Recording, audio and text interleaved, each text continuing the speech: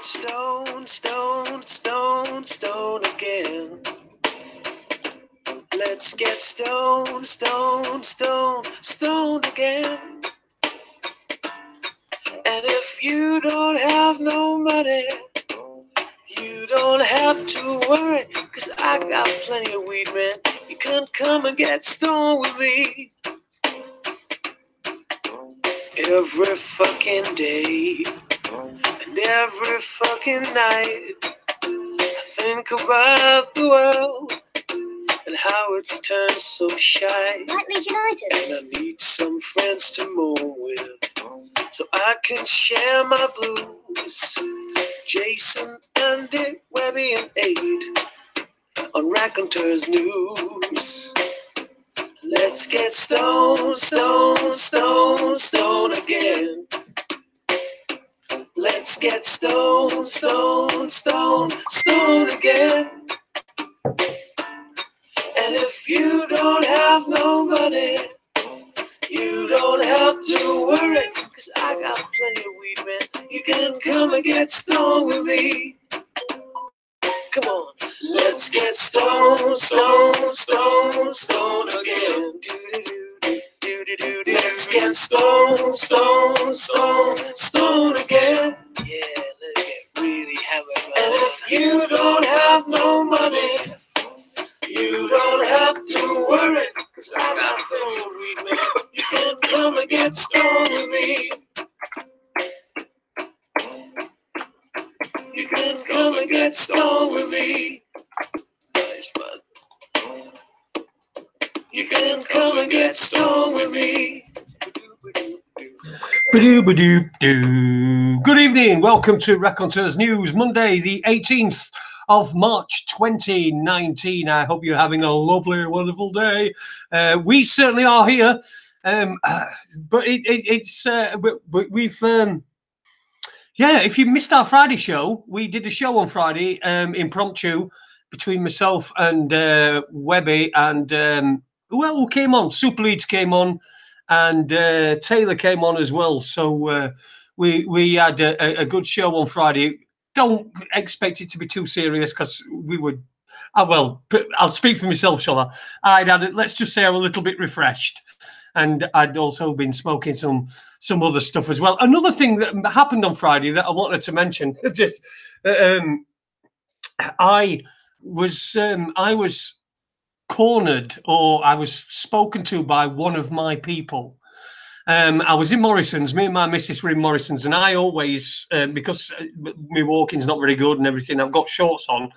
I always push the trolley. Anyway, this guy come up at side of me and said, "Oh, we've got two good legs between us."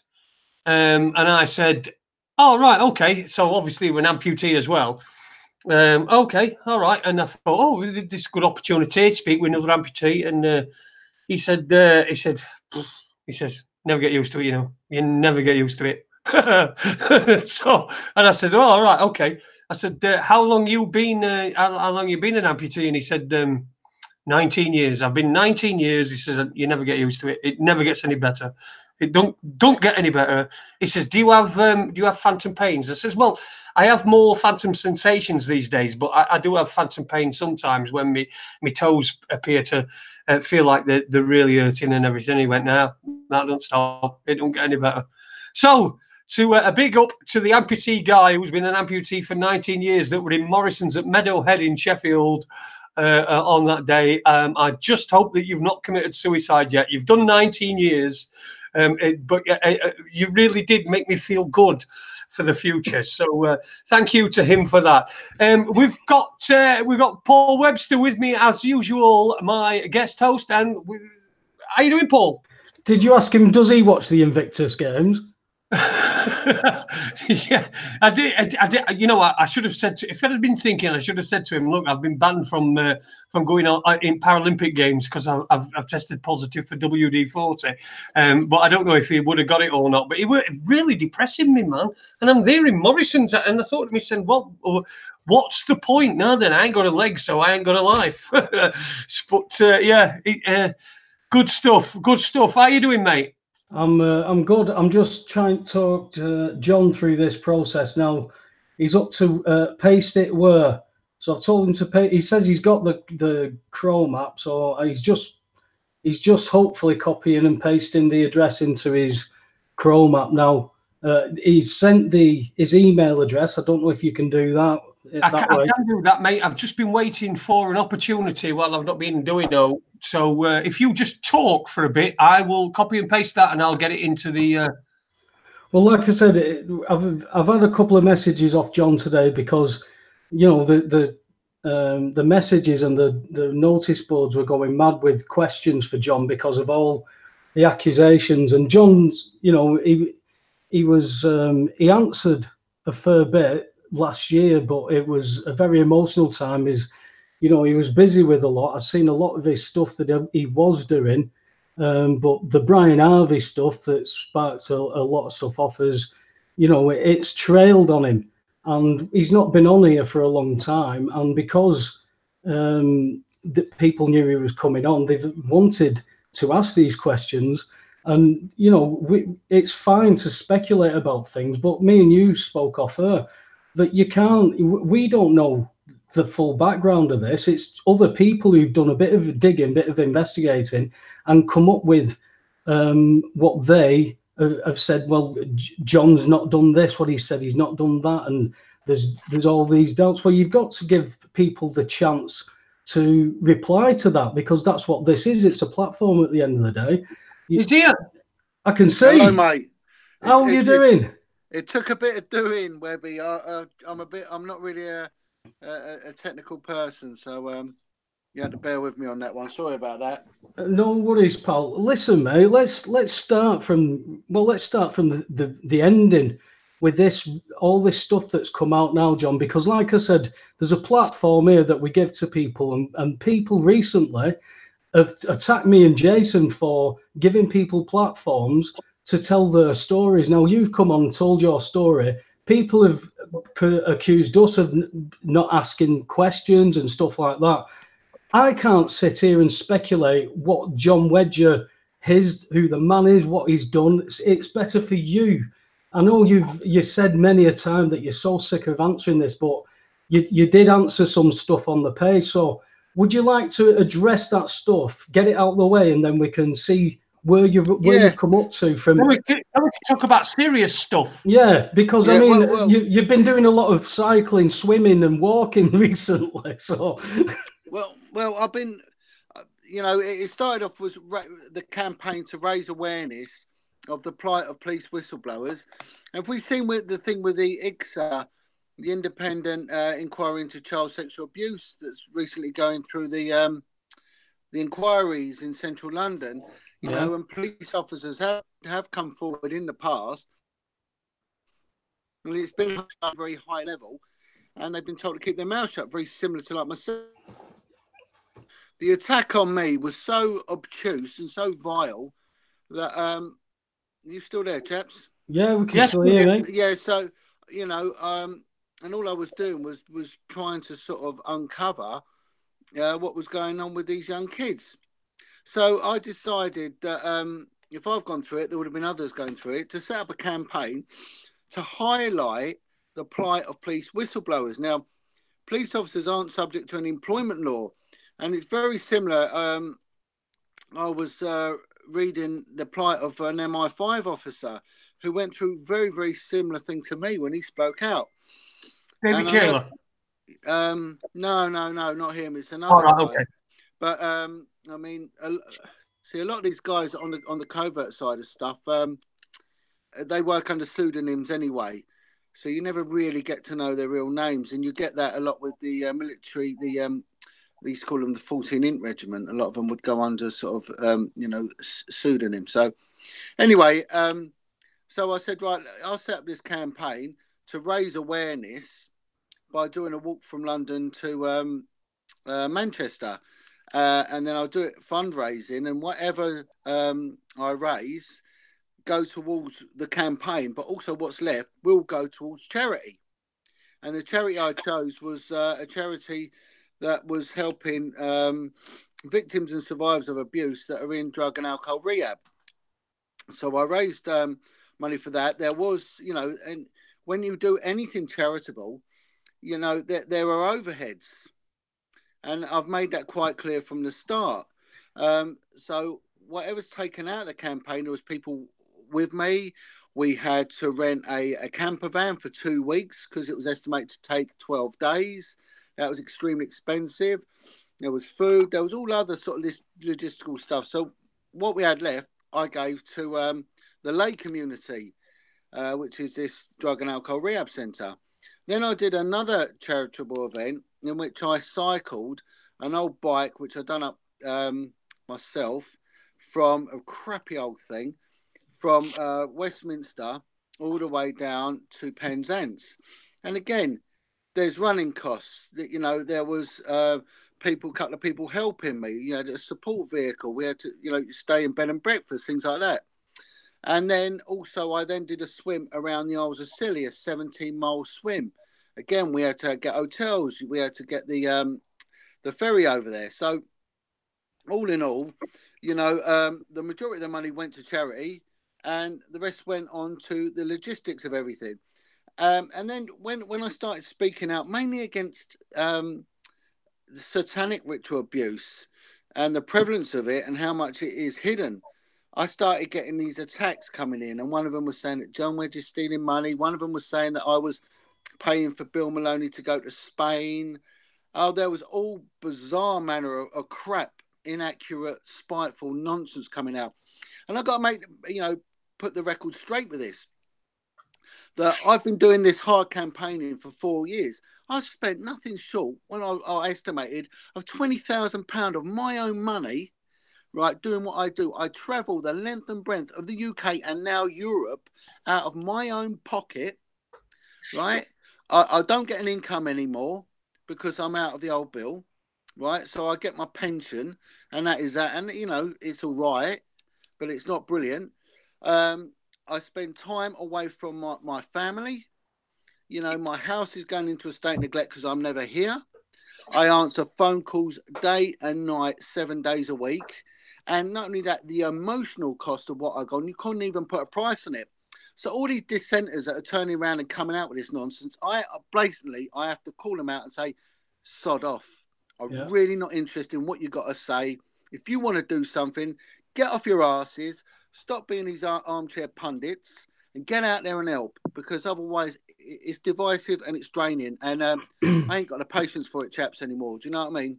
Yeah, well, Jason brought up a point that when Brian Harvey came out with all those accusations, John, which seemingly was the start of it, which was at some point last year coming out of the blue, and he wanted to talk to everybody. I mean, I tried to get him on, and through a contact, and when the contact offered my details over, she was blocked.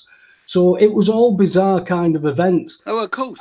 I didn't want to contact you at the time because I'd seen you give them, quite emotional responses to it at the time, because I know myself the stuff I've gone through with the stresses I've led up against with armed police being called on me. I've been called out on those things. I lived and experienced that. When you stand in the truth, you can speak clearly and stand there. If you can see, John, that the lies is spilling out everywhere. If you're standing in lies, you're going to have the spotlight on you right now. That's why when I tagged you in that, I wanted you to see what is being put forward, because you have the right to respond to that. Well, I've got the right to respond, but I haven't got the energy or the inclination to respond. And really, someone else's opinion has nothing to do with me. And, you know, I haven't said anything about the Brian Harvey thing because I haven't had to. I mean, I don't even know the guy. I couldn't give a toss what he's got to say. And really, what did he say? He turned around, and most of it was saying, I like Jon Wedger, but he used to come around my house. Well, why would I want to go around his house? That's what I mean. He's saying things like you'd gone and picked him up and took him with Bill and then all this stuff. And I'm thinking, well, that stuff is, if John's getting harassed and barracked over that, then the platforms that he's had, he has a right to reply, because we've had people come on recently, John, and they've come on and all they've done is call people names with no evidence to back anything up. Obviously, people was offering up evidence as to what they believed was that you were behind or you were involved in. So when they wanted me to ask you those questions, the last thing me and Jason want with anybody who comes on this show, that we're going to try and ambush you. But again, as Jason said, we're not Richie Allen. We're not going to just come and congratulate you. But we have to ask you these questions, because at the end of the day, it's your response, it's your truth, and then you stand there. You know, you live or die by your own words, don't you? Well, chaps, I know what I do. And, exactly. People can say what they want. I just ain't bothered. I mean, I know exactly what I do, and I know what I've been through. And you know, and the other thing is, if someone who's mentally disillusioned turns around and says, "Jon Wedger's working for MI5," which I get, well, why should I respond to that? I don't work for MI5. I've got no interest in MI5, and they wouldn't have me anyway. I work for MI6, John. I got outed a few months back. You know, and just because someone who might have mental health problems decides to call me out on something, I don't need to respond to it. I've got other things I can do with my time and my efforts. So, and I'd rather be out there. Look, anyone, I'm easy to find. You know, someone I think has put my address online, my numbers online. They can come round and speak to me face to face. I always tell people where I'm going to be. I'm bothered about no one, and I'm frightened about no one. All I want to do is get the truth out about the cover-ups, and that's that. That's the thing, that is what you've highlighted at the end of the day. You know, the other things what you're being accused of, and not necessarily accused of, some of it is hinted at, because again, it's I've met you. In fact, no, I've not met you face to face, but I've met you online. I've spoken to you a few conversations. The dealings we've had together, you've always been honourable. You've always spoke well about what you were talking about, and people are now picking at stories and this, that, and the other. I certainly can't say I agree with that and stuff like that. That's why it's better for you to come on and, like you said, put the record straight and then draw the line and move forward. Yeah. Well, again, where does it stop? I mean, there's a group called Hoaxed, and as soon as I ever speak out against Satanism, this lot, they come out of their rocks. And then they start belly aching about everything. And some idiot has put a video up, and it's saying that they've called me out over the case involving a woman called Fiona Walsh, who was pimping out the girls. Yes. And I said, look, right from the start, when I did the interview with Brian Gerrish, that Fiona Walsh, it was me and another girl that arrested her, that we charged her, and we put her before a court, and she got a 12-year sentence. I've never hid that at all. And now this group is saying that we find out that Fiona Walsh has been convicted. Yes, she has been convicted, because it was me that convicted her. And it was the first conviction under child prostitution under the new legislation. So these people are not doing their homework, and they are wanting to find fault in absolutely everything I do, so they can go out there. And what you've got to understand, chaps, is I'm an ex-Scotland Yard detective. I'm a former police officer, right? And there's a lot of people out there that want to hate me because I'm XL Bill. They don't like the police, and there's a lot of people, victims and survivors, that may have fallen foul of the law. They want to go out their way to discredit, but what happens is, without sounding conceited, they like me.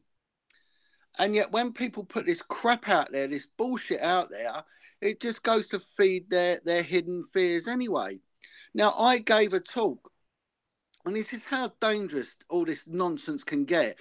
And I gave a talk to a group of 50 people that were in rehabilitation, and there were some very, very dangerous people there, and attempted murderers. One guy was there for rape, all sorts of things, right? And the fella said to me, "You got a lot of bottle coming here and saying this." He said, "Where's your backup?" I said, "I've got no backup." And he went, "You know how we feel about the old Bill?" I said, "Yeah, I do." And he said, "Well, we love you for what you're doing." He'd come up and give me a big hug. I thought he was going to come up and whack me one. But then when you get all this other stuff coming out, that Jon Wedger works for MI5, and it's just schoolyard bollocks. I don't like swearing online, but it is.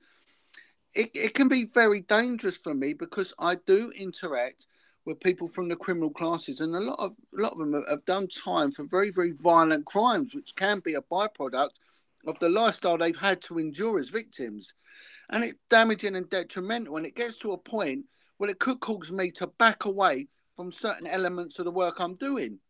And why should the victims and survivors suffer just because some moron, some idiot sitting in his armchair chain smoking decides to put a video together on half-baked facts and a load of nonsense that's in his head. I can't be doing with it. Sorry, John. I watched a couple of videos. Somebody sent me when we got we confirmed we got you on the show, and I'd put up the. I get people sending me things, and it happens all the time. People sending me things. It happened with a previous guest. It happened many times. And I watched them and pretty much thought, well, there's not really anything in this. This is all hearsay, and it's all hearsay. Now, when you mentioned the Hoaxstead thing, for me, if you've got some sort of cause that you want to bring to people's attention, why would you bring something negative? The Hoaxstead thing is basically saying somebody's lying. It's an organization, or it's a group of people that are trying to convince people that a certain thing didn't happen. And for me, that speaks volumes. The fact that it's a negative that they're trying to protect. Well, exactly. And whenever you talk against Satanism, boom, Hoaxstead come out, and someone said to me that they've confirmed a couple of members are Satanists. So why would anyone want to disrupt the good work of anyone helping to uncover this vile filth that is child abuse? You know, and this is what you've got to ask yourself. Why would anyone, you know, want to do that? And their reasons are incredibly nefarious. These are dirty, vile, horrible people. And I've said it for a start, we should be uniting and working together. And when you look at these people, again, when you look at, you know, the stuff with Brian Harvey and all that, you know, their Facebook pages, they block all the comments so no one can comment. And the same with these Hoaxstead lot. When you look at what they're doing, that they're all under like pseudonyms and nicknames, and their Facebook profiles are hollow. You know, why don't they put their names on? Why don't they put their names on and where they live? And I'll pop round their house and have a chat with them. They can come round and have a chat with me. It's no secret where I am and who I am, you know. And again, it's cowardly. It's cowardly and it's spiteful. And I said to them before, sod off. I don't want to know. I've got no interest. And it's upset a lot of victims and survivors, and it has. And a lot of them have said to John, we're behind you, and if there's any trouble from them, we're with you. And it was even said to me by Chris Lambriano, you know, and he said, John, are they causing you trouble? And I went, Chris, you know, that they are really, but I'll just ignore it. And you know, he was very about it. So there was a lot of people very upset about what they was doing, and it was just pure spite. I mean, they could accuse me of starting a bowler and set up a video, you know, let's look at the facts. You know, why should I then have to defend that? Because it's clearly nonsense. You didn't know the Skripals, did you, John? The Skripals, yeah, probably. You didn't know them, did you? Yeah. See, it's interesting when you talk about doing talks and talking to the criminal side of things. The criminals, in my experience, get this. They get what's going on with this world. They've always known there's something wrong. They've not been able to articulate it and maybe not be able to put the finger on it. But they've always known there's something wrong. And it starts at the top and it comes through the system. Why the hell would they employ a police service that would have the ability to have an independent investigation in on itself and expose things? It wouldn't make sense with how this system is set up. You know, it comes from the top down. Well, we've clearly seen it in the ICSA thing over the last couple of weeks. We've got special branch that are openly admitting that they didn't pass on information to the police. Now, what they're saying is that it could have harmed national security. Now, here's my argument. When you get to a stage where you get what they call developed vetting, DV vetting, and it's vetting for top secret posts. Now, I've been through that vetting for one of the jobs that I went for, and I passed it, you know, and they need to know everything about you. They need to know what your sexual preferences are. They need to know about your sexual partners, and all of it is based really on your sexual history. And what I was told was if there was anything sort of untoward in that part of your life, there's a good chance you won't get it because you're going to be open to bribery. Now, someone who is a threat to national security, if I was involved in swinging or something like that, I'm not, and I never will be. You know, but, that's a rumor to start. I know. Well, that's I'm going to get attacked by swingers now and doggers. You know, they'll be doing a video on me next. But so, you know, see that. Oh, Brian Harvey dogging. Oh, don't put that image in me head, mate. Well, if I was to carry on in my post, knowing when they know what they know about me, then I would become a threat to national security. Whereas when you got people like Ted Heath, they knew on a ministerial level, on a lower level, and even when he was a backbencher, that he had a liking for young boys and was going out cruising for young boys. At that point, he was a threat to national security, because if he was to progress any further, he would be a definite threat. Well, the thing is, John, they can't go any further than Tim Fortescue stating in the 70s on a BBC interview that ministers would go to him with a scandal that they're involved in. It could be debt, it could be this, it could be a scandal with young boys. And we would make the problem go away, earning ourselves brownie points for when they get into a position that we can use them. We would say, hey, do you remember when we did this? That was openly said in the 70s, yet the Metropolitan Police will investigate themselves. All these companies that investigate themselves never do anything wrong. It's like the banking system. It's called positive accounting, John. If they've got a ledger that says debit, they just simply write a positive. This is it's make-believe. The difference comes when you've got like banking, there is an ombudsman for whatever you say are. When it comes to the security services and policing, there is no accountability. Exactly. And what I've noticed from the work that I've been doing, campaigning in and out of Parliament, is that the parliamentary ministers, even the police and crime ministers, they can't intervene. And one of them said to me that he called Cressida Dick, who was a commissioner at the time of the Met Police, I think she was assistant commissioner at the time, sorry. Very apt name. Yeah, exactly, you know. But she blatantly refused to attend. And he said, what can we do?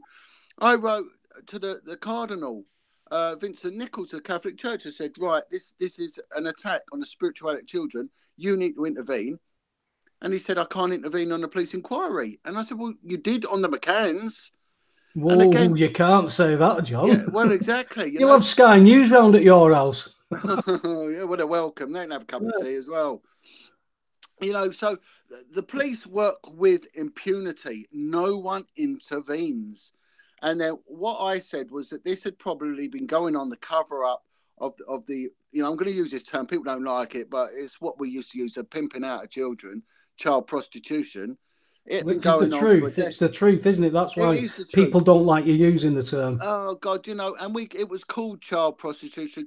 And it's not saying that the kids actively did it. They're the victims here. And let's not get hang up on the terminology. Let's fight against the actions. They're almost borderline calling it human resources, mate. Well, again, and someone said you need to see child sexual exploitation victims. Well, I'm not going to do that because I won't be able to put it together. It's an alien term to me. I'll say what I know, and that's that. But it's my actions, you know, that you should, you know, be behind, not my words.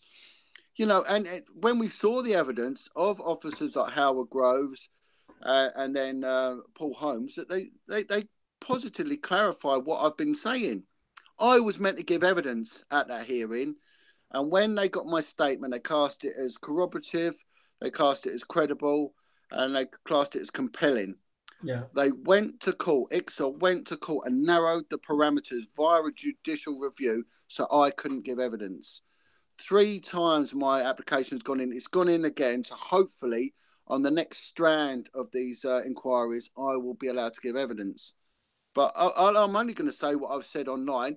What I will say is that I came forward whilst I was still in post. A lot of these officers, we're hearing them, they're coming forward now. And what's that? They've been retired 10, 15, 20 years. You know, where was your voice at the time? And they were higher ranked than me. They had more clout than I did. They had more to lose than you did, mate. Yeah, and that's it. That's what the problem is. That the threat that you were under. I mean, I wasn't a police officer or anything like that. But armed police were used by a county court on me. That was the power. That's an absolute abuse of power. Now, this isn't even London. I mean, I know that you gave evidence or a statement at the ITNJ, didn't you? Yeah. Well, I gave a live testimony. Yeah. That was what I was meaning. So now Michelle Young, I've spoken to Michelle quite a few times. Yeah. They used armed police in a shitty backwater town where I come from to steal £100,000 semi-detached. I couldn't get any representation. I had to learn it myself and try and do it myself. Speaking to Michelle, she's worth £800 billion and she can't get representation. And there's the cover up again. No, it's suicide. Well, hang on a minute. There's a few anomalies here. No, we're not investigating any further. It was the same with Tina Buckler when I put Tina in touch with her. Yeah, lovely she woman, she was handed a bundle back with the meat and potatoes taken out of it and said, that's not going any further because it'll change the prison service. This woman only documented what had happened to her. So you can see there's an absolute agenda going through the public sector services, and it comes from the civil service and government, the executive, and the police are these. Well, they're nothing but these armed guards now, because going off where you've been and what you've been doing, you're trying to make things better for people whilst earning a living and looking after your family. Yet it's not about looking after people. It's not about making things better.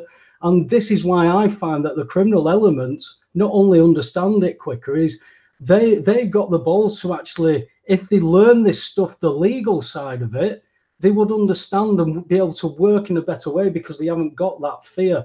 And they understand that they've been socially engineered to this. So the police and the criminals are socially engineered to have to work against each other in order to work together, if you get what I mean.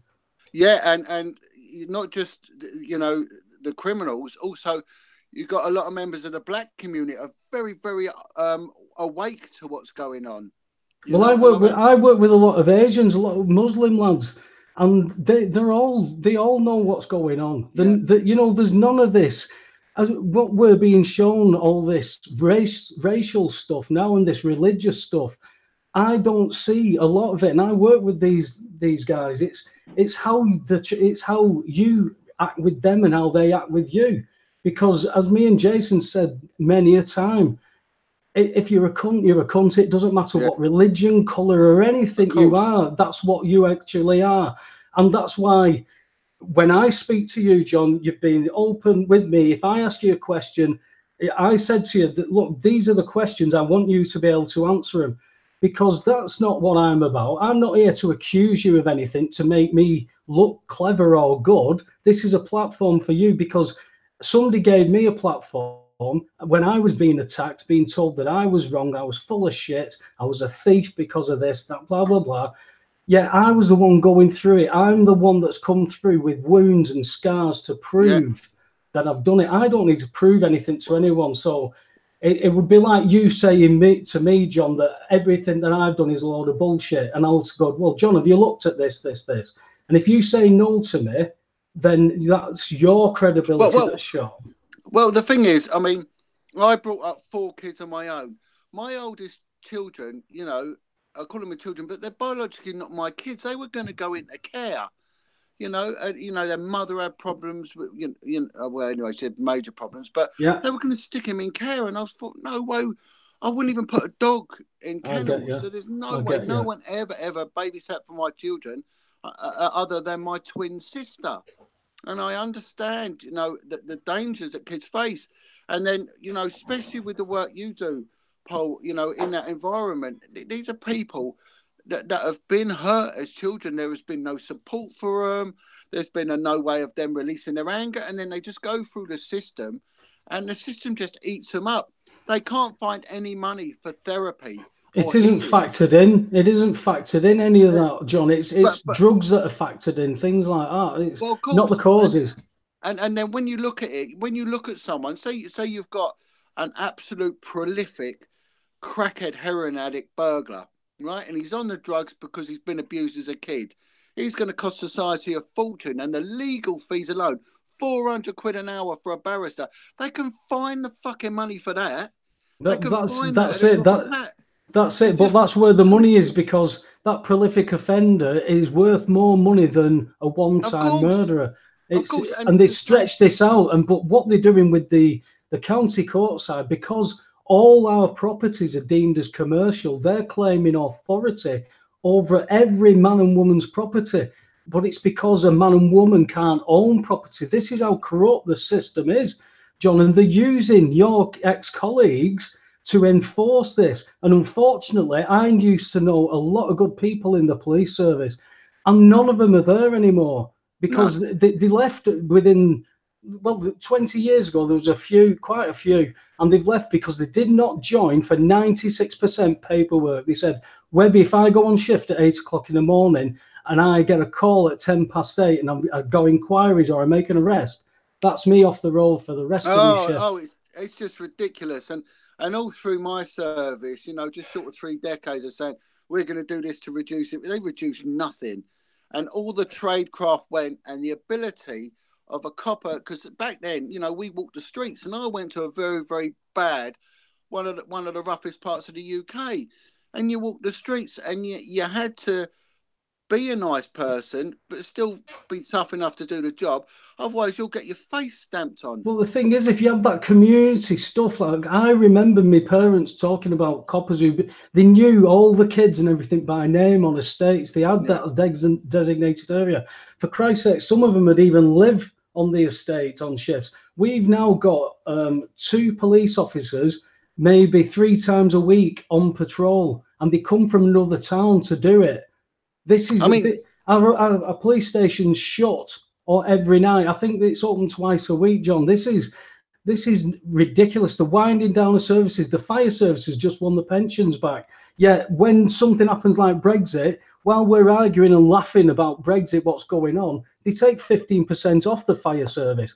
And now they're talking that a fireman, a paramedic, and a copper can all be done by one man. Well, That's ridiculous. I said this 2 years ago. You did. You sold it on this. You said this on this show as well. Yeah, I said it on there. They're going to amalgamate the fire service and the police, and it's now going through. And I was told that by one of the cabinet ministers. He said, "You see it happen." I mean, what they've done is they've taken away hope. In someone's lifetime, working life, no matter what their wage, they was reasonably expected to pay off their mortgage within 15 to 20 years, right? Yeah. Where I live now, my kids, they're on, some of them, a couple of them are on minimum wage. The cheapest house you can get down here, and it's terraced housing, it's crappy 1970s slung up housing, 350 grand. There's no way the next generation will be able to own a house. Mate, my ex used to watch those house programs where they get, they'd find somewhere for people type thing, properties. Yep. And they wanted to live in the city of London, the centre of London, and they found a basement bed sit, so it was just all one room with no electrics and candle holders on the wall, no electric, all one room, 250 grand. And that was 15, 17 years ago. Well, what they're doing with council blocks, the flats, the old tenement flats, they're saying, right, you need remedial repairs. So if you are a freeholder, they then start slinging on maintenance bills, which is part of the clause. So they're saying, right, you're going to all need new windows. So the council tenants get their windows for free. It doesn't matter. But if you've bought your house, they then slap you with a bill, which is so exorbitant, and it's so many more times what you'd do if you did it privately. It's extortion. They have to sell. Council tenants can be moved anywhere, but free, leasehold tenants, they just price them out. And then... See, I know how they're doing that, John. Yeah. I understand how they're doing this, because they can't do this to people, but they claim it to be commercial property, and people don't know how to argue it because none of us have been taught this system. the work I do, I understand how this money system works, and we are taught to make a mess of things. You know, when you're promising to pay a gas bill, which is you're getting your cash and going paying, or you're doing your direct debit, you're promising to do something that you do nothing with. So they add interest to it, sending the national debt up. The government then step in with austerity. You're taught to pay your bills, which you can't do in a debt-based economy. You must get the correct remedy from your agent, endorse it, give it them back to set the debt off, reducing it, no austerity. But the system and our parents teach us the actual opposite. That's come from somewhere. And you mentioning a corporate trust system that is so corrupt from the top down, from politicians through the police at the very top levels. You yourself, you get to a point in your investigative career where you should be saying, look at this, look at what I've discovered, look how corrupt where it goes. Instead, wind your neck in. Now, that is a massive decision, because I can imagine the amount of people in comparison to you that, like you said, they've waited till they've been retired and got stuff behind them. Well, every now and then you get there's chinks in their armour. And when I sat down with the policing minister a couple of years ago, we started talking about the City of London. And I said to him, you know, they need to be held accountable. There's a reason why. I can't say it for legal reasons at the moment. But, and he went quiet. I said, you've got no jurisdiction over them. He said, no, we haven't. He said, they're a law to themselves in there. He said, we have no power in Parliament over the City of London. And that includes their police. That's illegal, because it's a separate state. And it is. But when you look at the warrant card, the police warrant card, on it, there is what they call the King Edward's Coronet, which is the crown, right? And so you see it on military badges, you see it on everything, but you see it on the police badges, not on just the UK, but you used to have it in the Jamaican police. They have got it in Australia, New Zealand, the Ascension Islands, the Cayman Islands. They've got the King Edward's Coronet. Everywhere they've got it, except in the City of London.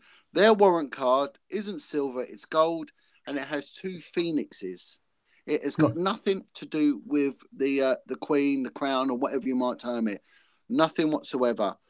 And I know, because I was on I did 2 years on the River Police many years ago, and we got taught like the history of policing, and they would explain how it all come about, and it was set up by the City of London, set up the Marine Police of London, which was at Wapping, the first police station ever built in 1798, and it was to protect the boats coming into what they call the Pool of London around the East End, because the sailors were getting their throats slit when they went on shore leave to the pubs of the East End, because it was so violent, so they needed to be policed.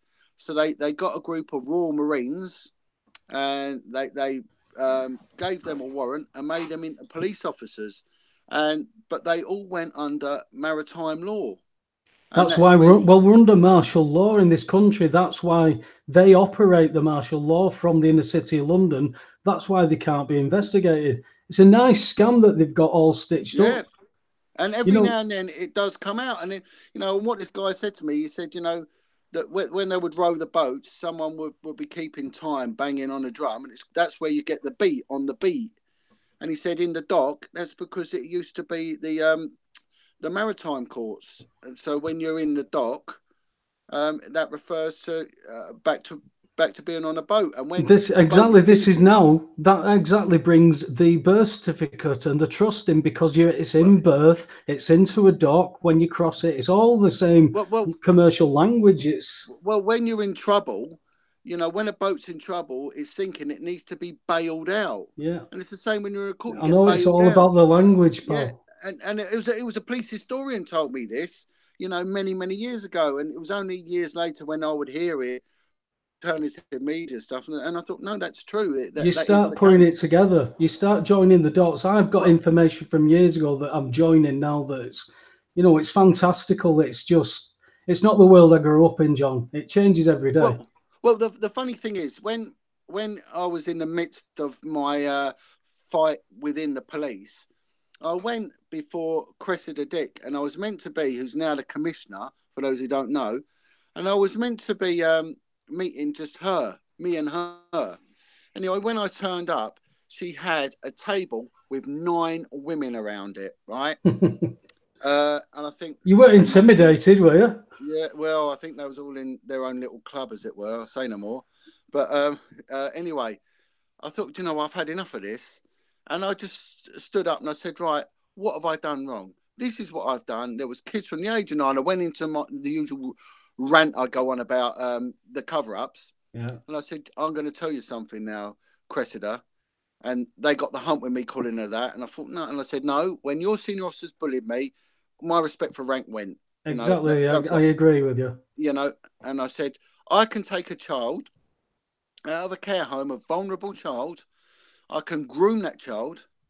I can then, I'm going to say the words I said, I can then fuck that child.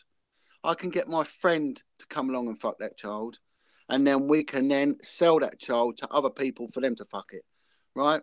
And I said, and you've not employed one copper to deal with that, not one copper dedicated to deal with that.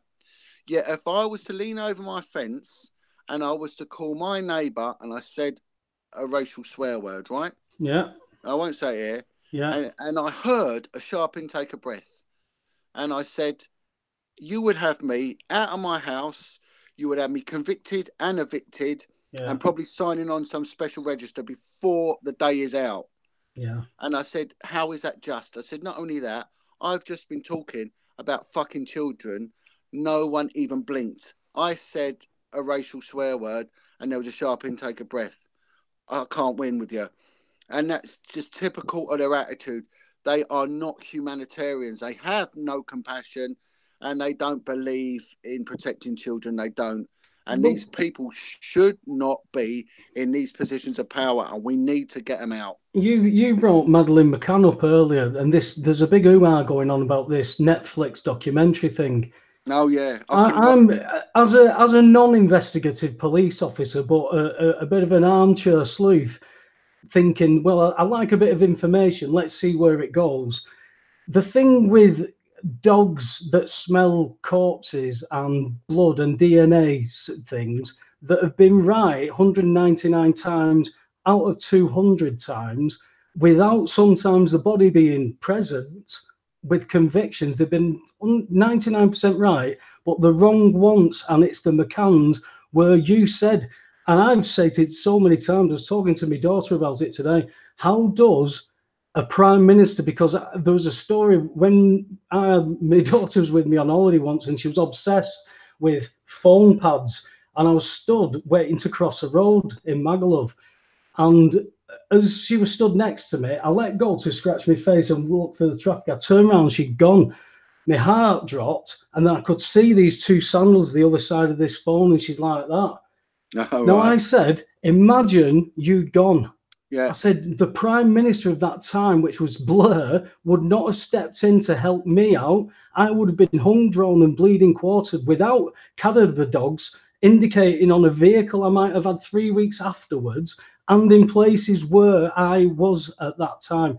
There's something not right about that. And now to be arguing about, oh, well, you put the child's life in danger because they mentioned something in its eye.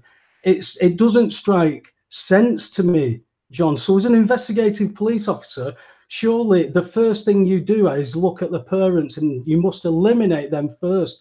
How can they be eliminated with cadaver dog evidence? Well, I mean, you've got to look at the deeper picture with it. I mean, I did know someone who had involvement with that, and their opinion was that it was a mother. And again, you've got the police judicial out there. I mean, the guy, is it Concalves? You know, he didn't just write one book. They tried to sue him. He went and wrote a second book. Yeah. This isn't the actions of a man who's lying. And when we look at, again, cadaver dog, it's irrefutable evidence. It is for me, mate. So, or it's really good circumstantial evidence. Oh, phenomenal.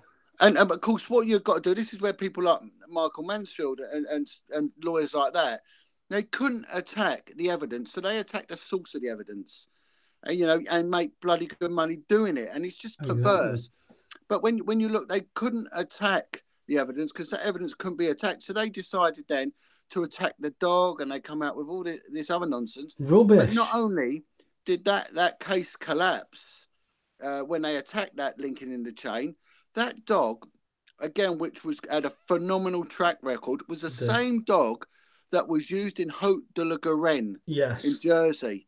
And of course, they then used that to say we can't use evidence in Praia de Luz, therefore we can't use it in Haute de la Garenne.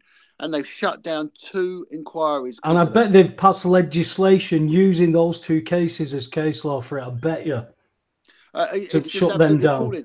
And then what's happened is the dog handler has gone on to work for the FBI with the same dog. Now I don't know if that dog's still alive now. I doubt it. But again, it was deemed as one of the best, dogs you can use. And I mean, one of the best bits of investigative journalism I've seen on that was Richard D. Hall's program where he used Peter Hyatt. Yes, I've seen that. And I've sort of been. I'm in touch with Peter. I'm trying to get Peter on the show. We're trying to find a date that's good for him. Yeah, and not only that, I've been doing quite a lot with a woman called Corinne Hutzbart, and again, she is one of the top 10 criminal profilers in the world. The FBI have got her on the top 10 list when it comes to child murderers, and she is absolutely phenomenal and fantastic. And I've spent a lot of time with her, and that case cropped up in our conversation as well. Yeah. But when you've got Peter Hyatt's evidence, well, why are they not making a response to that? They're very silent on that. And what an incredibly credible man, fantastic program. It is. Well, it was an interesting insight because those little, you understand the little micronisms. Like I said, through work, you tend to pick up on these things instinctively because you can tell a bit of lies, you can tell a bit of grooming, you can tell when they're being smarmy and stuff like that. You tend to you pick up on these things, and you tend to judge characters, don't you? Well, I was a family liaison officer for many years. And we'll deal with, victims of tragic death and murder. And so you deal with the families. And you saw the destruction that it caused in the family. Yeah. And there's a one saying that they have is, see how a man lives, you know how he dies. So you get, the dynamics of the family and everything. And when you have to link in with the family, sometimes it can be very long term, and some of them they never get over it. It's incredibly destructive. I can imagine. I'm trying to say I can imagine, but I mean, one of the reasons why I didn't respond to a load of the other crap that was coming out. One of my kids, I nearly lost one of my children 2 years to the day in very, very tragic circumstances. And my boy was actually dead for 7.5 minutes and in a coma for many, many months in hospital. And I had to sign a bit of paper to say that I agree to the life support to be turned off of the machine. And I had to come to the realization that I was going to lose my son. He survived. He miraculously survived. He's still severely injured now and in a wheelchair, but he lived. So I can have some sort of heart for people that have lost a child. Yeah. And it's just absolutely appalling. Well, I see both sides of the fence through social services. See, I've seen people who treat fostering as a business, and then I've seen social workers who will work with those people for the business because of the profits that social services obviously being led. The more privatized subcontractors that you get in, and you base it on profit because these are all businesses, well, you tend to see people as now commodities, and the people who run these commodities will tick boxes to make sure that happens. That is open up to a massive lot of manipulation. Whereas you're saying these kids who are going from care homes, that we see these atrocities that are being linked all over the country. You mentioned Haute de Garenne. We've hopefully got Lenny Harper coming on next week. So that's an interesting link to see, because I can get his perspective of where he come from, and I know you've had a lot of chat with Lenny over the time, and it's like I said, everybody's being accused of all these different things. At the end of the day, John, people have got to say what they've got to say, because the truth has to come out, and to understand the truth, you've got to see the lies. There's a lot of lies littered with truth, and I think people have got to be able to start to critically think. If you've got a belief system that they wouldn't do something like that, then you're already going to be stuck. You've got to be able to go, would they do that? Is there a possibility? When you start to question it, there start to be dots. But you'd like to think that that's how society worked. But when you go back a few years ago, when they were trying to implement this Sarah's law about the paedophiles, they went and burnt down a paediatrician's house. And they did in Portsmouth because he was a pedo. I mean, I say to people when they go on about cases that have failed, I said, look, don't think that there's a big Masonic conspiracy. 80% of aviation failings, crashes, occur due to human error. Right? And so then with police investigations that fail, you have incompetency and laziness. And that accounts for the majority of failed cases. People can't be asked. I was on the same unit that dealt with both little baby P, little Peter, and also Victoria Climbier. And a lot of that was down to snobbery and incompetence on both the social services and the police side. And it wasn't a big conspiracy. It was just, it's just horrendously appalling. The big conspiracy is just there in case the incompetency doesn't work, isn't it? Well, yeah, I know, but we're seeing the conspiracies on the ICSA thing recently, because we are getting high-ranked officers that are deliberately bullying the lower ranks to shut their mouths. We're getting MI5 who are deliberately doing the same as well. MI5 that have pulled away surveillance teams when they've seen people of ministerial levels involved with young boys, and the police doing the same. Again, we need to do, and this is one of the things, I would like to be brought in. I'm going around now. The majority of the work I'm doing is I'm giving people the ability to be witnessed. They want to speak out, and healing can't go forward until people have spoken out about the injustice they've endured. So I'm giving them the platform, and I'm doing it independently, because the police aren't doing it, neither the media. The media have run for the hills. So I'm going around. I can't account for these people's words and their actions. I say to them, don't tend to mention names unless it's gone through the right judicial process, because you don't want to get yourself sued or banged up. That's not what we're here for, but we're here to tell the truth. So these people are speaking out over it, and it's doing them the world of good.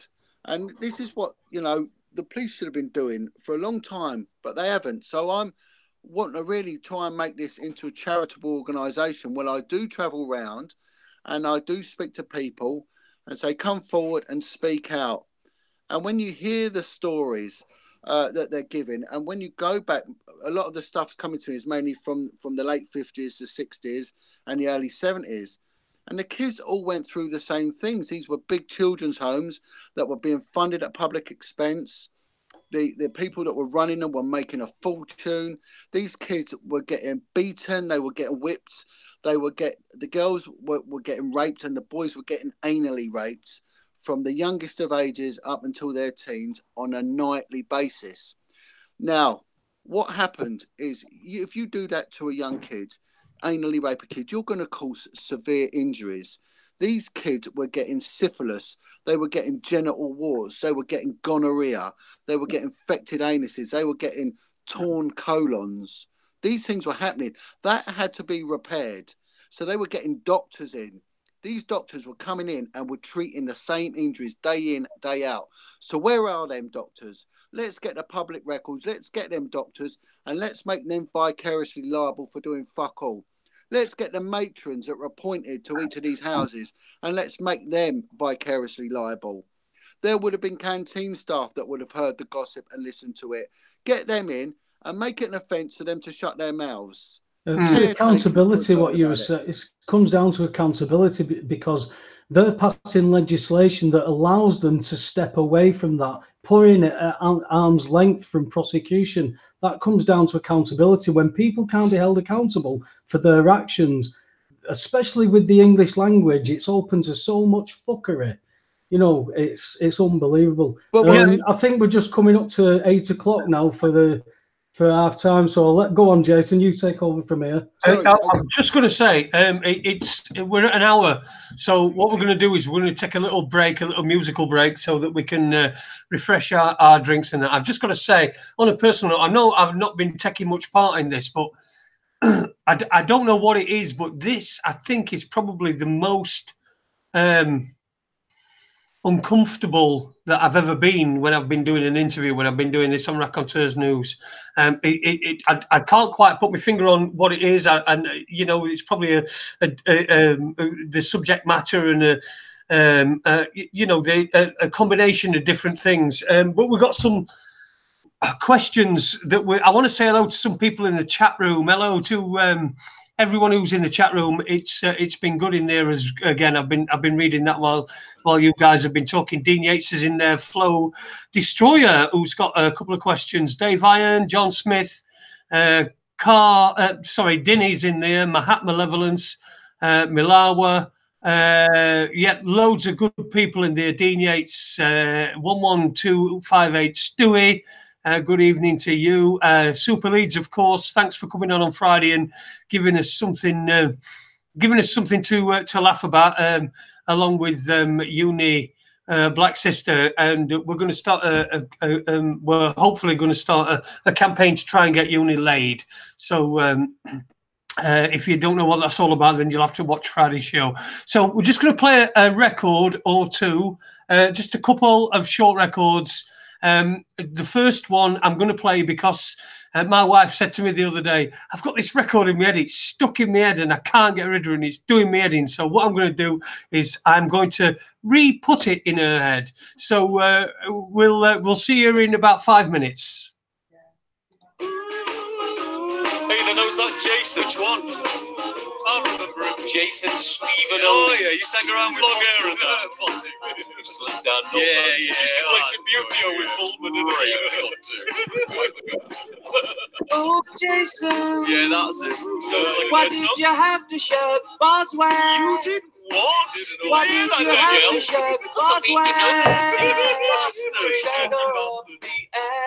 The fingerer and all. Oh, Jason. You should have never shagged Boswell. I'm just trying to get to a sister, I bet. You should have never shagged Boswell. Let's sing this song. Yeah, let's do this. Oh, Jason, don't you ever shag Boswell. Don't you ever shag Boswell. Shag her up the ass. Come on, everybody join in. Oh, Jason, why did you have to shag Boswell? Why did you have to shag Boswell? Shag her up the ass. Come on, Mom, join in. Oh, Jason, don't you ever shag Boswell. Don't you ever shag Boswell. Shag her up the ass. Come on, cats, come on. Let's hear you singing.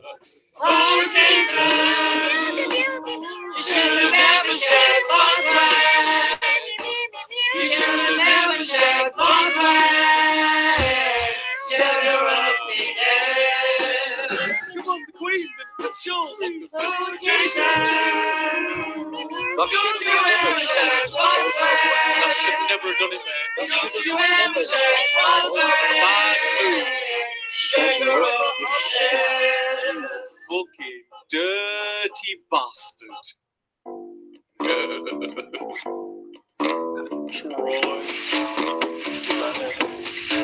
I got a 6-pack of beers in my fridge and I'm really thirsty. I got a big bag of crisps and a full box of Quality Street. I some microwave pizza and some microwave fries. Got some microwave hot dogs that'll burst down the side. Got a big bar of chocolate and a big fat bag of weed. I got some money in my pocket in case I need to go and get me some more. I hear the postman knocking, but I can't be asked to answer the door. Because I answered yesterday, and the postman said to me, "Will you take this package? Because there's no one in next door, you see." And I said, "Yeah, I suppose I'll take it." Wankers. Some friends of mine are coming round to practice because we're starting a band. This is our first rehearsal, and I know Rome wasn't built in a day. Yeah. So take your instruments in hand. We're starting off in G. Just let the music flow. Yeah, who knows? We could make history. Here we go, boys. Are you ready? Let's rock! 1, 2, and 3, and 4.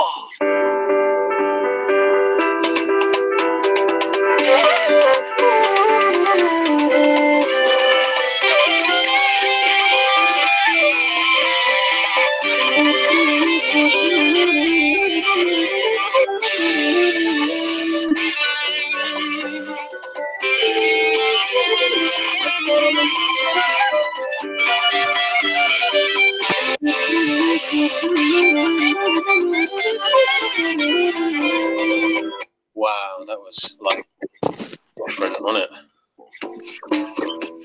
Tell you what, let's never do that ever again. Ever. Let's finish off with a farting competition. Lose the skins up.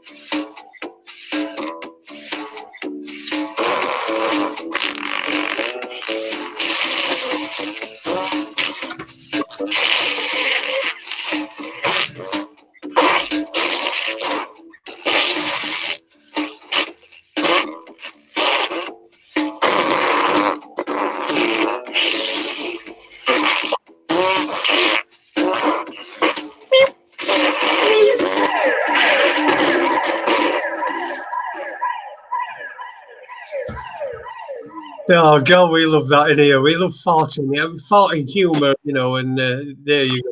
We absolutely love that. Giggling our arses off here. It's Raconteurs News. It's Monday night. It's the 18th.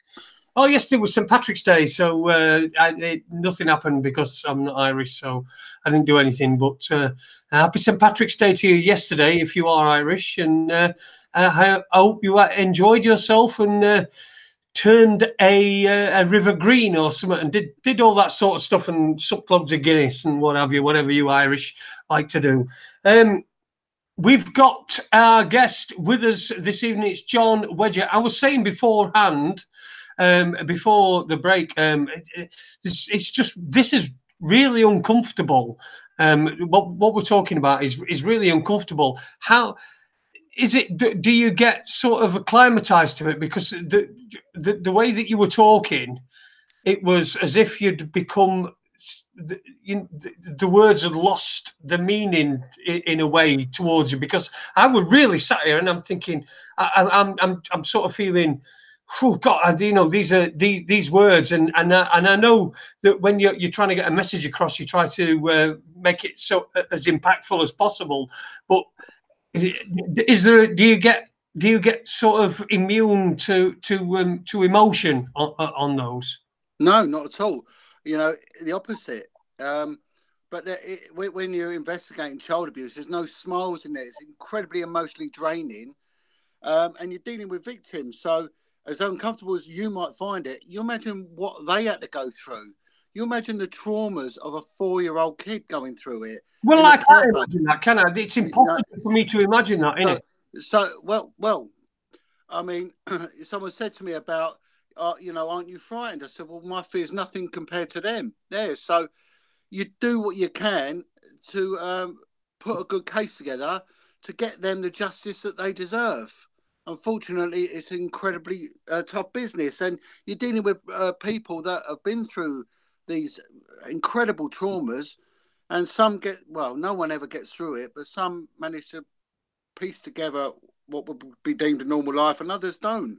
So you're dealing with a lot of incredibly damaged people, and the damage goes throughout their lifetime, and it is awfully traumatic. But out of pain comes compassion, and you do get very compassionate. And child protection officers were some of the best people I ever worked with. They were great compared to the other coppers. I mean, there's a massive pole difference between your uniformed coppers that you see on these protests and the detectives that deal with child abuse. But there used to always be a saying, and they used to call them like steely-eyed detective. And they weren't steely-eyed. These were people that were suffering from severe post-traumatic stress, and there's a lot of coppers that have got severe mental illness. How often did you go through the, did they have what they call like a debrief? You were like live on the unit for so long and then you spent so much off it. Did they ever do that? Because I know they do on the SLTP, the sex offender treatment programs, for prisons, for prisoners, staff who work on those units usually do 3 months off and 3 months on type thing, because of a debrief type thing. So trying to look after them so they don't get that. So you could be involved in that just every single day, and you could be banging yourself, metaphorically speaking, in the wall every day. Let me tell you the reality of this. I was on a team of I think there was 5 detectives on my team, and there was a second team. There was 5 on there, and I came in one day, and the second team were on, and I came in a bit early, and I walked in the office, and there was one woman with her head in her hands crying, and there was another bloke just staring into nowhere, and the whole office stank of alcohol because everyone the night before had just been pissed out their heads because they self-medicate. And this one girl, I said, "Are you all right?" She said, "I have not slept in my bed for 2 years." She said, "I go home, I drink 2 bottles of wine, and I collapse on the sofa." And there was no therapy. They put you through, you go and see a psychiatrist or whatever they might be, occupational health. But all they want to do is sign you fit for work. They don't want to do the opposite. And then when someone does have a breakdown, they just turn around and they accuse them of being an alcoholic. So they're just a pisshead. That's their problem, not ours. So there is no vicarious liability, and police suicides are absolutely horrific. And the National Audit Office won't keep any stats on it. But when we looked into it, we went to Boston in New York, and the suicides there for police officers were double that of any high risk occupation. Yeah. What's your opinion on the knife crime in London that Theresa May says it has no link whatsoever to the cutting of police officers? But what it's absolute bollocks, isn't it? I mean, of course it has. It's directly attributable to it. It's just, why do we put up with this crap? I have no idea. You go on the streets and you see it, right? But they show a graph on the telly to debunk that, and people accept it. As long as it's not affecting their life, it's always as long as it's not as affecting these people's lives. Me and Jason say it all the time. If not everything's okay in the bubble and nothing is pressing, they don't have to. They keep all the plates spinning. It's not reality, unfortunately. It's like any conversation. For me, this is the rotting society, child abuse. When you see how many people in prison have come from child abuse backgrounds, when you see how many drug addicts have come from it, it's just absolutely horrific. But no one wants to talk about it. Can we not talk about it? Can we talk about something else? But if the football comes on or some Strictly Skating or whatever program, they're there. They want to be entertained by that. But John, if we don't wake up, we're in trouble. John, we've had loads of people, and I wouldn't be doing what we're supposed to be doing here and what we claim to be doing here if I didn't ask you these questions. But people want to ask about Foxy. What do you want to know? A particular question. Somebody said, "Why did you lie?" And these are not my words, but why did you lie about the Foxy story being covered up? Now, right. Okay. Right. Let me say that. right? It's not a lie. I know who's coming out with this. It's a spiteful individual. I never lied on any of that. Fiona Walsh, Foxy, she was a street prostitute and she was pimping out young girls. Right? She got convicted, and it was a conviction me and another girl put together on that case. So I've never said that was covered up. I've said all along that Foxy was convicted, right? However, Foxy used to get off, right, according to the information from the street, with minor offences because she was in with a magistrate from Horseferry Road Magistrates Court. And we were told, look into her because she keeps getting a bind over when we keep getting done. Right? She's in with one of the judges. There was information was coming in from our sources, our informants on the street. There was a judge involved. Right? So when we got Foxy and we charged her, me and a girl I work with charged her, we sent her where she should have, the sessions area for where she was nicked should have been Horseferry Road. We deliberately transferred her to Bow Street Magistrates, and she kicked off like hell because she weren't going to go to her friendly magistrate. She went to Bow Street, she got remanded, she went to Crown Court, and she put her hands up because of the weight of the evidence. I never lied, and whoever said that is an idiot. You know, so go on. Fair enough, you've answered that. It's just that a lot of people have been saying that, and you've answered that. I've got no opinion one way or the other. I don't know. I'm just here to ask the question. That's all. And when the people in the chat room are asking these questions, somebody also wanted to ask about Hampstead. What's your take on Hampstead? It's I'll simplify this. I believe the children and not the adults. Okay.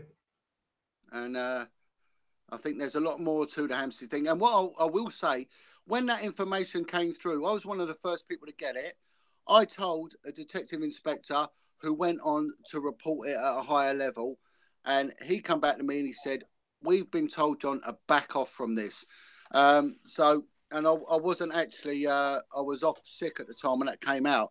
So I did what I could to help on that one. But we were told there's more to this than you know. But the children, they give what they call a free-flowing narrative. I don't dispute their story, but I don't believe the adults. So I believe the children, but I don't believe the adults. Fair enough. And is that the people that have been coming after you? Is that the Hampstead host? Oh, the Homestead. I don't know who these wretches are. And again, all I'm just going to say is I just don't understand why you need to set up a group to discredit something. That's all. And you mentioned one of the names of the people. They don't use their real names. They use pseudonym names. Again, Wedger, look me up. You'll know where I live. You find where I live. You know, my kids, because of it, they've gone through. They've picked on one of my kids because his name's similar to me. His name, you know, I'm not going to say his name. And they said Jon Wedger's lying because he's using this email. And it's one of my boys' emails who got a load of grief from them. They're cowards. And one of my kids suffered because of them. And I tell you what, I've got no time for them. And you said this name, Flow Destroy and all them. No time for them. El Coyote, I don't know who the others are.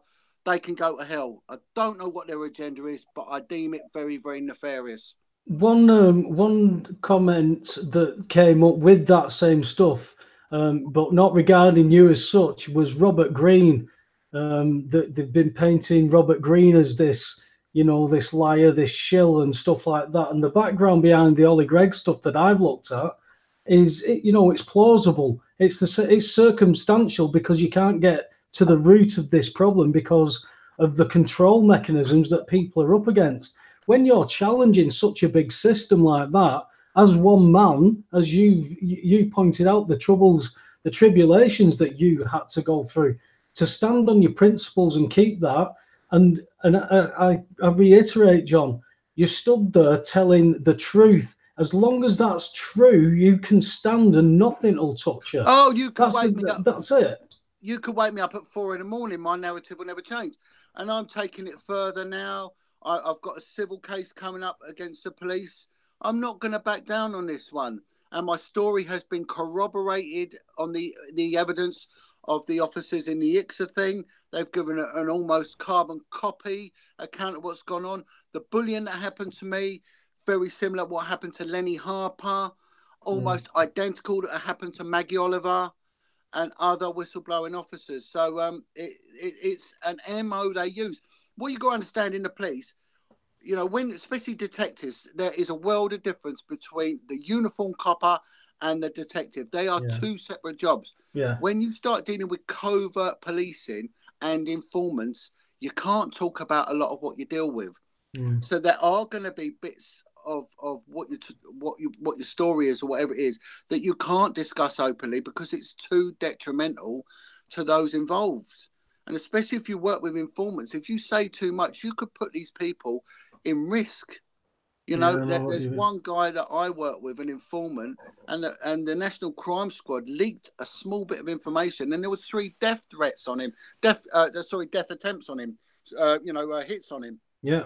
And the evidence that hopefully I will be producing at my civil trial, that there is documentation in existence where 2 lots where it shows that there was a contract put out on me.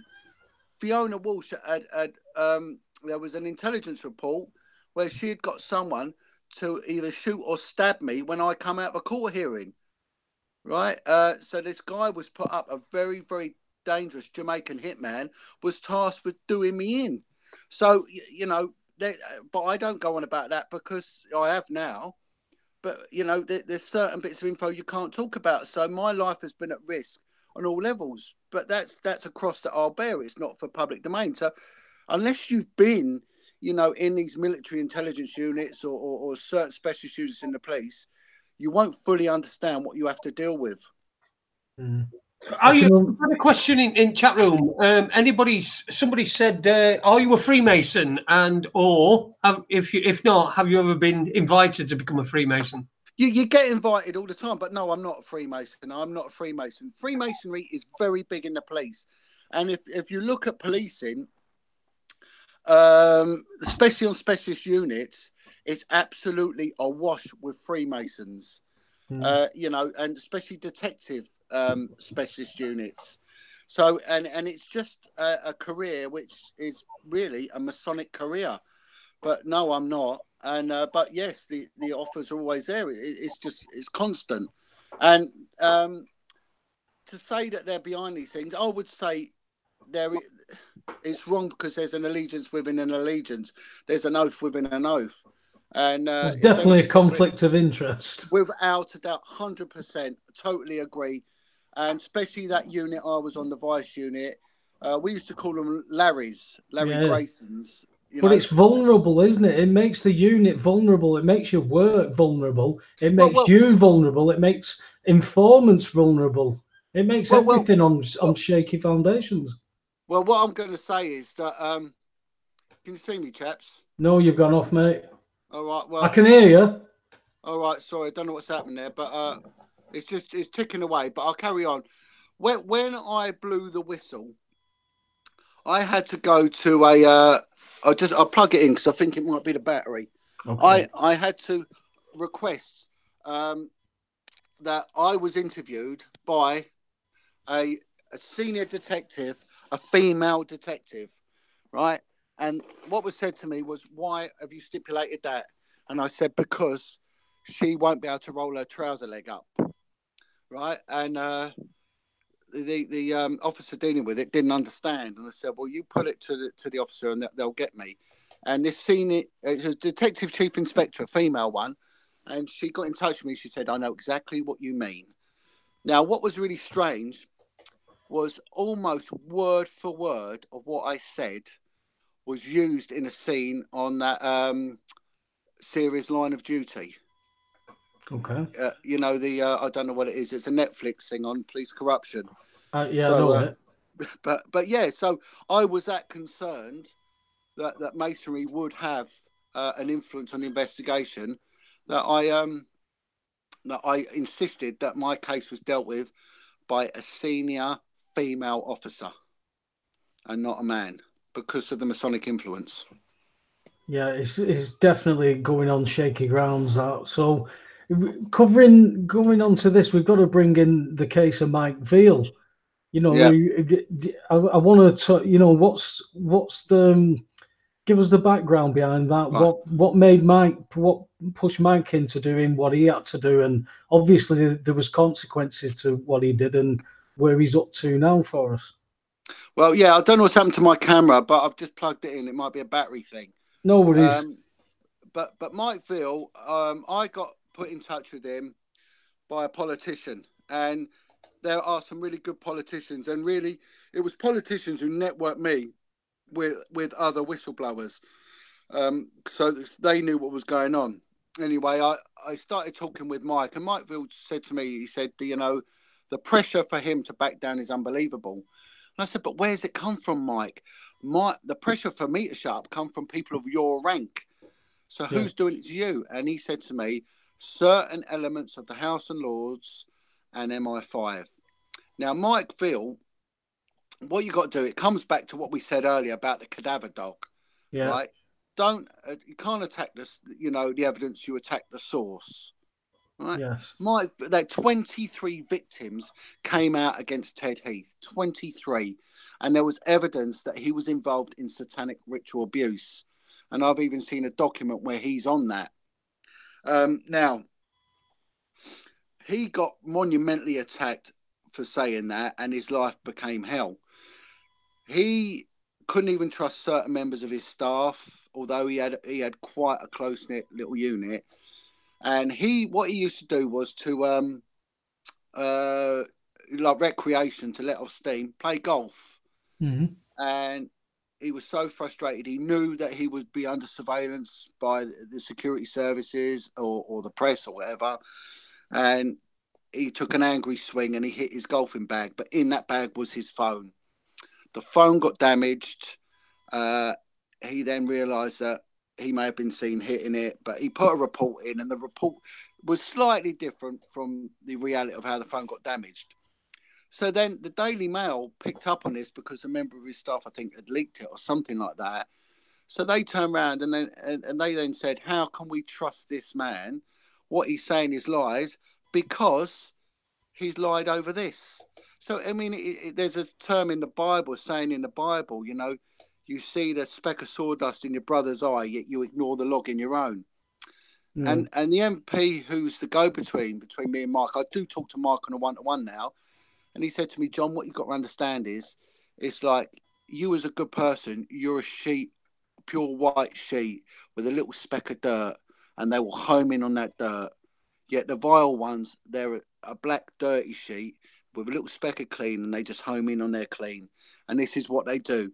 They magnify anything that you do wrong. And this is what, again, these sort of pressure groups that are attacking me all the time, any little minor anomaly, they boost into something big. And how can we trust because of this? So we all suffer this same fate. But he, in my opinion, Mike Veal is one of the most honourable coppers I've ever met, a man of his word. And whoever is in the county that he polices, you know, they're lucky that they've got a chief constable with integrity, because I think they're the rarest thing going. Did he get moved, or is that like a sideways thing that they did to him? Or no, he chose to move. He'd done what he'd done, but again, his family were coming under pressure. You know, his kid was getting hassled by the media, and his missus, whatever they did, was getting hassled. And this is what happens, you know, wherever you go, you get in trouble, you know. And it's the same with Lenny Harper, whatever he did, he was getting hassled in Jersey. Yeah. And, you know, you're in the devil's playground and they do what they want to you. But, you know, you've just got to be brave and stand your ground. But, I mean, the police, they were picking me up. I say there was 9 offences they tried to put on me. Get this, instead of putting the money into investigating the claims I were making that children as young as 9 were being pimped out, they chose to go through 10 years of my emails to try and shut you up. Yeah, well, they were going to arrest me. They wanted to bring me in to be questioned for conspiracy to supply Class A drugs. And I'm going to show you this as a background. And the Hoaxted lot are going to love this one. They'll give El Coyote and what's that other idiot's name to something to go by. My friend was a covert police officer. He was an undercover officer for many years. And he would work, his legend was he was a tramp. He was on the street, vagrant, homeless, whatever. And he had a pseudonym name, and he'd even have bottles of methadone in that name. So it would bolster up his legend. And he'd have a can of Tennant's or Special Brew or something like that. And he was a good guy. He had, like a lot of undercover officers, he had a breakdown. And he ended up leaving the police. And he got in touch with me years later to my work email. And he said, you know, John, let's meet up. And, you know, let's go and have a, what did he say? Let's go and have a can of Special Brew on a bench. So I said to him, you bring the Special Brew and I'll bring the methadone. Right? And that was what it was. And with that evidence, they wanted to arrest me. And I was told if I could be facing 15 years imprisonment for that offence. And that's what I was told by the internal sort of professional standards people. You know, so anything they can to pick up on you, you know. So I just give me a second, right? I'm just trying to compute this, right? You've got somebody undercover who is homeless. Yep. And that's their undercover. Yep. And then they lose the job. Did they end up on the street? No. Nearly. Again, I think become very suicidal and, you know, suffered mental health problems. But the police just wash their hands of them. Well, you know? Of course, that's what they do, isn't it? How would you reply to people? I mean, we've got people in our chat room and people that we had on before. How would you respond to people that say that you can't be trusted because you were a copper, or perhaps you maybe still are a copper, and this is some well how can I get to them? I mean, what could I possibly do? I was threatened with the loss of my job, my home, and my children. I didn't get paid for nearly 3 years. You know, my life was in peace. If they cannot see what I've been through, I can't get to these people. I mean, it's moronic. I mean, and people saying, you know, let me tell you something, right? They don't trust coppers. Well, who the hell are they? Who the hell are they anyway? And you know, well, they're people. Listen, in this game, you've got people that have come in and find information like yours simply because there's been some trust there that has been abused in whatever way, whether they trust government or they trust an insurance company or they trust media or anything like that, and then they've discovered that there is no, you know, that trust that they had has dissipated. It's gone, and that's why I'm not asking anyone to trust me or distrust me, whatever. By my deeds shall you know me, right? I work now. Everyone I work with has come from a criminal background, right? Bill Maloney's been in near enough every juvenile institution there is. Chris Lambriano served time for murder. I worked with another guy called Dave, who was the most dangerous man in England back in the 70s. He did 19 years for shooting a policeman. If anyone is to distrust the old Bill or have a hatred towards them, it's them. Yet they work with me like my brothers, right? All police informants come from the criminal classes, right? Because they're the ones that police use as informants. They're not normal people in the normal street, you know. So gangsters grass on gangsters. So, you know, they're looking at the wrong person. You know, and again, MI5, everyone's accused of being MI5. How many people do MI5 employ, right? They must employ more people than Tesco's and Coca-Cola put together. Because according to some people, everyone's MI5. I can't please you. I'm not asking these people to follow me. I'm not asking them to trust me. I go out and do what I do, and I go and interview people that need my help. And when they need my help, I go to them. But you are aware and you're intelligent enough to know that there are going to be people that will, no matter what you do, no matter what you, like you say, you judge me by my deeds. And I completely agree with that. There are people that will never, they'll never trust. And, What do I do about that? What can I do about listen, that? I'm not asking you what you should do about that. What I'm saying to you is that there are people. What I'm trying to do is I'm trying to say to you that you shouldn't spend as much time and talk, dealing with these people. These people are looking for something to be able to have a go at, and so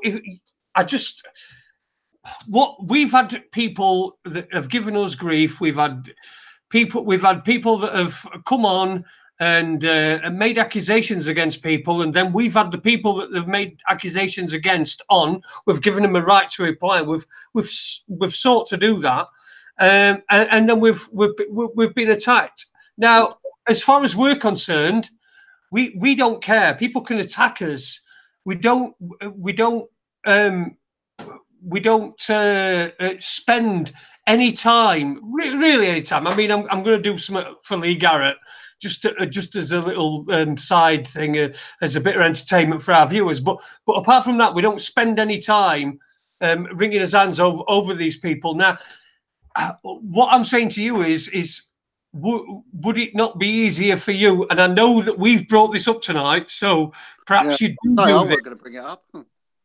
Perhaps you do this, but we brought this up tonight, so perhaps you do this. Did you just say dodo twice? Dodo, yes, I said You dodo. said dodo twice. They're extinct, They're the one poo that can't fly, and they're extinct. But I was just saying, is your attitude to just ignore it? I know we've got it tonight. Yeah, and that's that. I mean, there was one woman that's putting some horrible stuff about me, and I said, well, contact me. So she contacted me through Messenger, and I rang her up and spoke to her, and she burst into tears, and she was a victim herself, and she was just angry. And we had a long conversation and a nice chat, and in the end she said, look, I'm so sorry, and I went, it's okay, I get it, I understand it. What I don't want to do is put too much energy into it, and I find that sometimes it is an MO, it is a modus operandi to cause distraction and division and prevent me doing what I should be doing. Right, okay. I'll tell you what we'll do then is we'll kill that there, and we'll get rid of that distraction right there, and let's talk about what you're going to be doing next. Anything on the horizon? Anything planned for the future? I want to set up this charity relating to call it like the Witness Project or something like that. So I go around, carry on doing what I'm doing. It's evolved into different strands. And one of the things that I get a lot of benefit from, and other people do, is interviewing the victims and survivors of abuse. And also people like Tina Buckley that have been in the system from the other side. And it seems that we've all got common ground. So I want to continue doing that. I've got a couple of really good interviews, to do. And also professionals, speaking to professionals. I've spoke to Profiler. I've spoke to a head of mental health for the NHS. It's all these things, and carry on doing that. And in doing it also, seeing if I can get a legal team behind and try and get some of the cases that have been mothballed back online. And even if we have to look at a private prosecution, then do that. Because I've put case files together all my working career, so I know what I'm doing. And I've just done a case for one guy and saved him £40,000 on legal fees. So where I can, one thing I won't do, which I've been pushed towards, is I'm not a counsellor. I can't help people with their problems. What I can do, though, I can try and get them the justice they deserve, and at least give them the platform they deserve. I'm going to be doing another fundraiser with a guy who's himself was badly abused and was a chronic substance abuser. He was given months to live, and he's actually gone total detox now in order to take part in this charity event. We're going to be canoeing from the River Don out to sea, and he's put himself together to do that event. So stuff like that, which I enjoy doing, and then carry on taking these testimonies. So if there are people out there that have something relevant to what I'm doing, they've been you know, the victim of horrific abuse, and then a cover up, and they want to talk about it, then get in touch, and then you know, if it's relevant and we're able to, we'll put your story out. Got to be very mindful of the legal parameters, because one of the things that was saying to me that Jon Wedger doesn't name names. If I was to name names, no one would know who the people I'm on about anyway. But also, you've got to be very, very careful, because you will get yourself done for liable if you don't know what you're doing. And the last place I want to be is like Robert Greene, banged up, you know. So, what is the latest on Robert Greene? Where is Robert up to? What happens with Robert and quite a few people that seem to, they think they've gone undercut. They don't. They just refine their work, and Robert has been doing a hell of a lot, helping other people that have been subject to cover-ups. And again, when you look at, like mentioned about the Hampstead case, that's one of many, many cases. That's what I mean. That people don't realise just how epidemic this is. You know, across the world, it's not a one-off thing. There's circumstantial maybe at the moment, but that's because these things aren't investigated, and it's amazing. Well, also when you look at Europe with no borders, it's easy to ferry people across there. When we look at trafficking, people always think about guns and they think about drug trafficking. Children trafficking is the number one. This is, and it's not new. It isn't new. It's not. It's well established. Yeah, this is organised criminality par excellence. This is very, very well established. And you know, the more they cut down on police numbers, the more they get rid of seasoned investigators. No one's going to even bother looking into this. It's just not going to happen. They're interested in employing order takers. That's what I see. They want order takers, order followers. That's, you know, that's it. I was only following my job. I was only doing my job, only following my orders. Well, and these people are militarized. Yeah, and it's not good enough. You know, it's not good enough. And people coming forward once they're out, it's not good enough. You know, you're paid to do your job and to protect the vulnerable. But when you look, whatever energy creates something, it's the energy that stays with it. And unfortunately, policing isn't a benevolent thing. It was set up, like I said earlier, to protect the revenue of the Corporation of London and the East India Dock Company. Yeah. So it was always down to goods and policing. You know, same as the courts. They're just a dispute between the trader and the merchant, and that's all it ever has been. Yeah. So child everything's abuse, been commercialised. It's low on their agenda. They're really not bothered. You know, but we're a so-called democracy. We've got to make them be bothered. We've got to turn around and say we're not having this. No more, not in my name. And then if enough of us get together, if you look at what happened in Belgium with the Marc Dutroux case, you know, 500,000 people took to the streets because the fire brigade blew the windows out of the presidential building, the parliamentary offices, and then the farmers sprayed horse turds all over it. Yeah. And then they highlighted the cover-up that was that massive case, you know, that Dutroux was at the centre of. You know, and yeah, that was wide, wasn't it? Widespread that. And do you know the other thing? 90 civilian witnesses died in the lead up to that trial. I know, that's amazing, isn't it? Incredible, absolutely incredible. But 500,000 people in that small little country took to the streets. And what do? We have on the first Wednesday of every month. We apply for licenses to protest. Yeah, well, that's it. I mean, I did a little story, Webby, the other day about the cab drivers. I was walking through, going to the ICSA trial, and I was doing a little walk through the red light areas. We were filming it, and every week, sometimes twice a week, the black cab drivers, they're taking away their routes, and they bring London to an absolute standstill. Not just for half an hour, but they do it for a good 2-3 hours, and they do it around Parliament because they know that those lazy sods in there can't get any conveyance in or out of Parliament and have to walk or get the underground. And they do it peacefully, but they absolutely shatter the West End for that little period of time. And I was just thinking, they've got the right idea. You know, we need to be doing what they're doing. You know, I will never advocate the violence or anything else like that. But fuck it, we need violence. Well, I mean, they use it. Why can't we? They use violence. Yeah. Why do we not? Why are we all going? This is the problem, you see. Everyone's all, oh well, you know, non-violent, this, that, and the fucking other. Yeah, might have worked in a couple of examples and things, but for fuck's sake, blood is the sole mover of the wheels of history. And that's a fact. We need to go into Parliament and drag the cunts out. Well, I'll give you an example of that. On 3 occasions, I've been thrown out of Parliament because I've been with Billy Maloney, and he has let them have it to their face, you know. And he did it to one MP. He shouted so hard at him, the bloke fell off his chair, and we've been thrown out by the police. So, you know, God bless him. Bill does do that. He lets them have it, and he scares the shite out of them. But, you know, this is what they need. They need waking up, because some of these people, they've got no concept of how we live. They have no... I'll tell you, we had a case in court years ago where a woman was raped on a sofa bed. And the judge turned around and said, I beg your pardon, to the barrister when he was going through the summary of evidence. And he said, was a woman raped on a sofa or on a bed?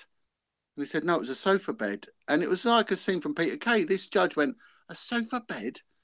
My God, what sort of thing is that? He'd never heard of it, a sofa bed. He was just totally blind to what the concept of a sofa bed. And it just shows what a different world they live on. Absolutely different world.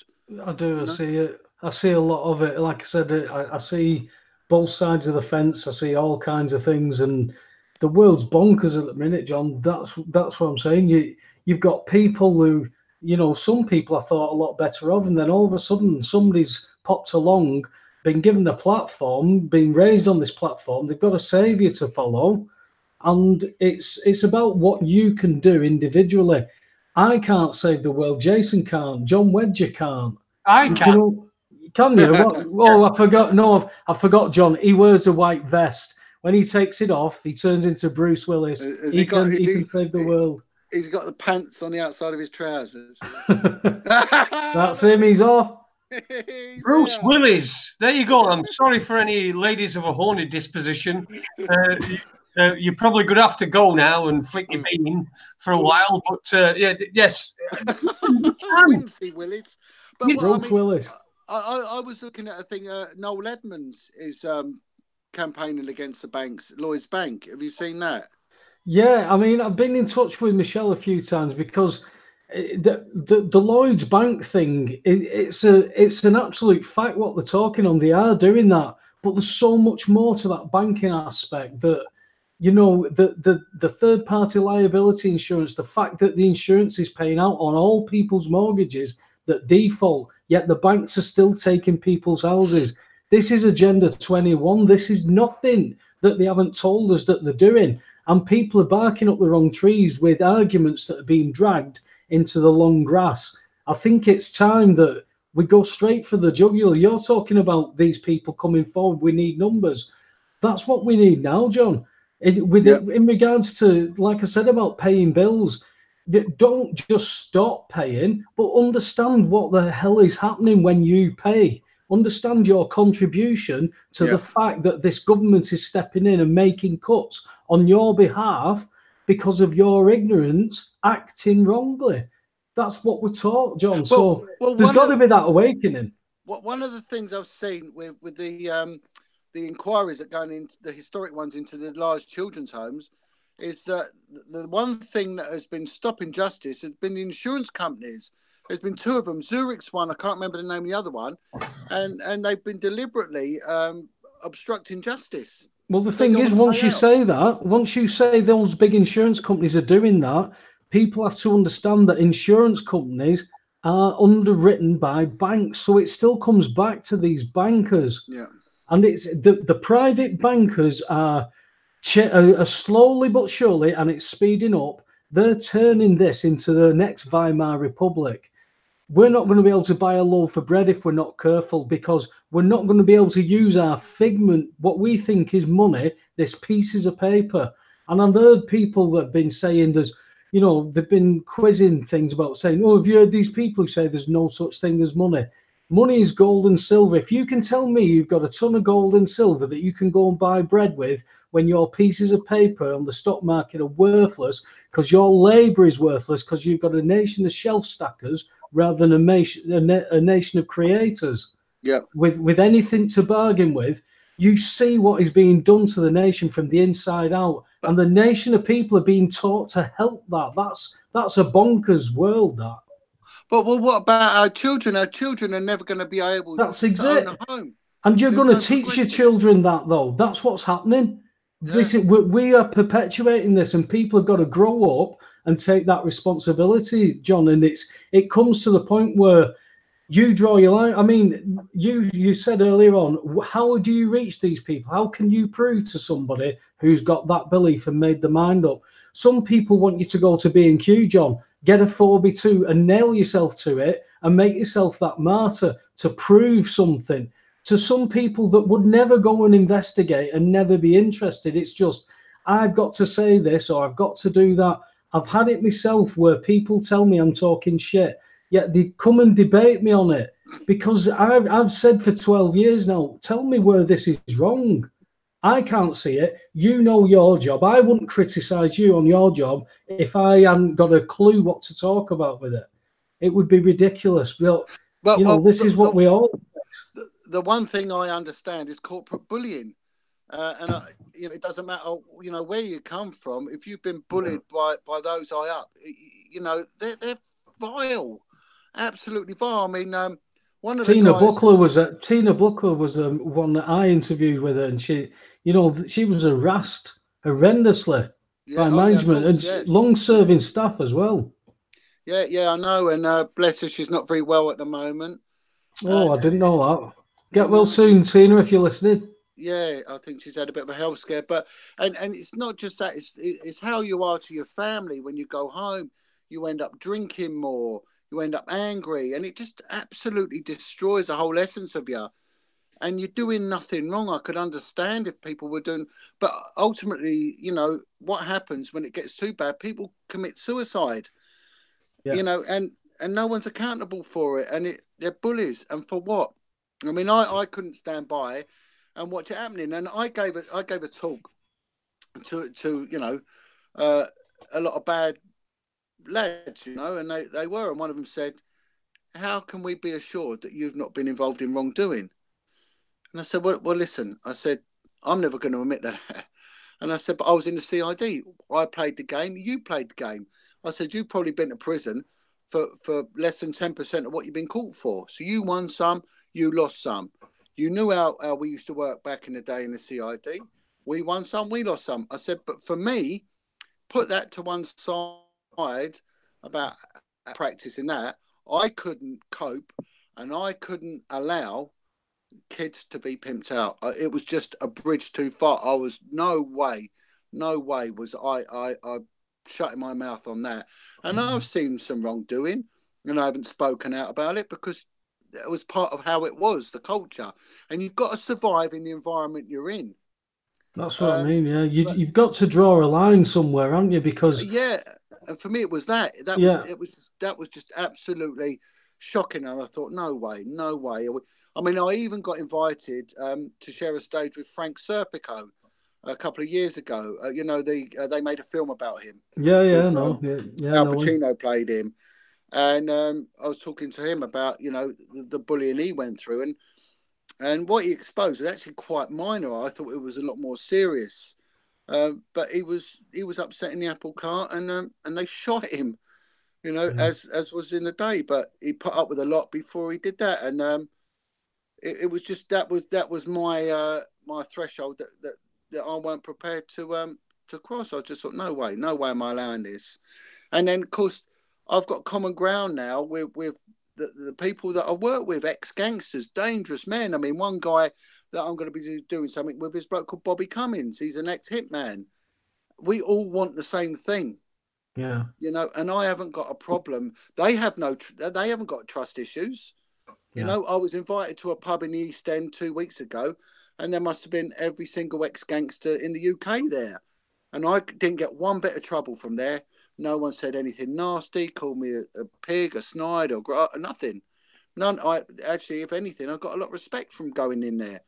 Do you know what? To be fair, the system has equalled the playing field between police, prison, fire, even all these jobs have been equalised because everybody is in it. Apart from the politicians who say we're all in it together, because they don't work for us. It's more than obvious that they don't work for us. They work for other people against us. Somehow, John, the masters have been flipped to the servants, and we've been taught to act like that. And this establishment now, it's gone crazy. Even like you say, back in the day, at least it was going to be tit for tat, win some, lose some. But it just shows how much has been covered up, just for giving us a little bit. Because now, whereas you'd be doing the tit for tat where you're actually doing police work and solving crime figures, now it's like positive accounting. There's a manipulation of figures. And, I've seen it myself where they say, take those figures away and those figures away, ignore them, look at how well we're doing. And the figures they're taking away, John, make it look terrible because you're talking about serious figures that they're ignoring. How can you do that in a health and safety environment? I've been on building sites, John, that have been shut with an A4 piece of paper.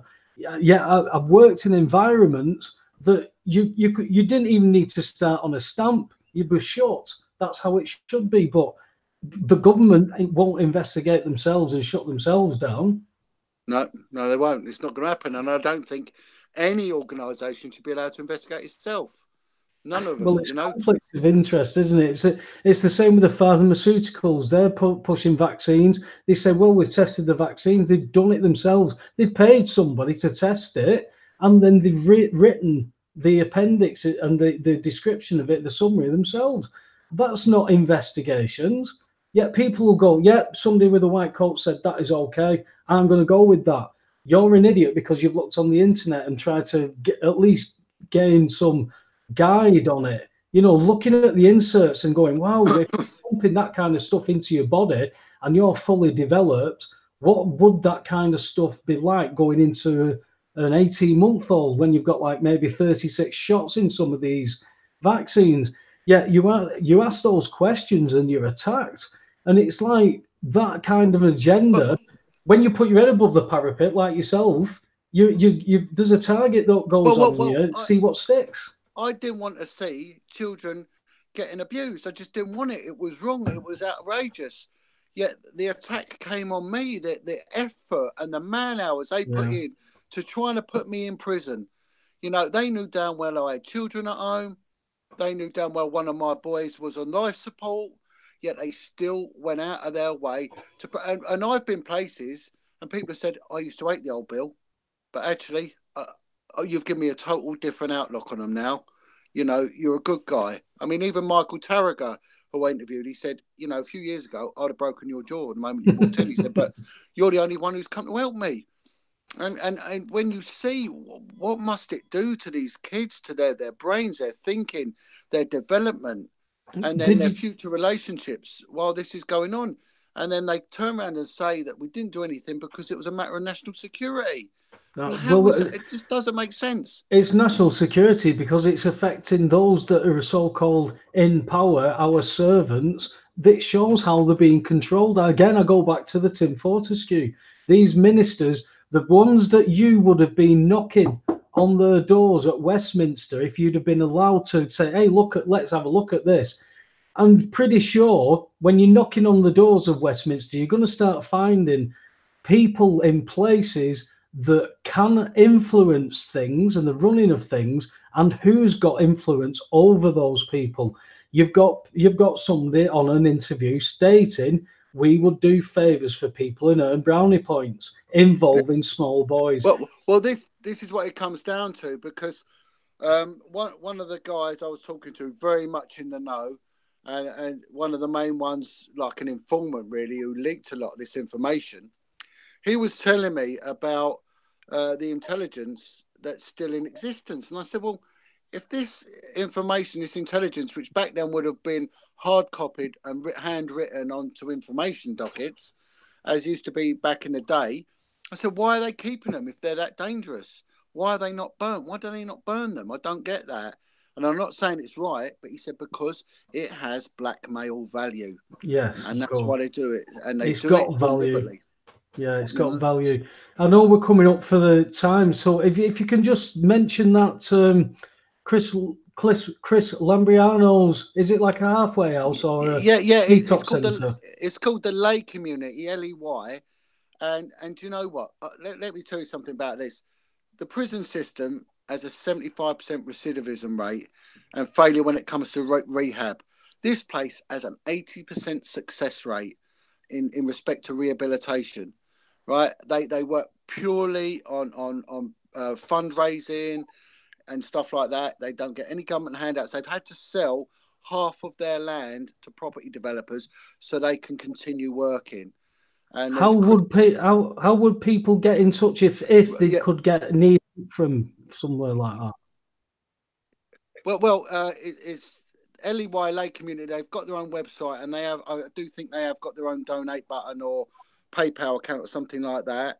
And I mean, I do as much as I can to raise money for the community, and I do a lot of stuff with Chris as well.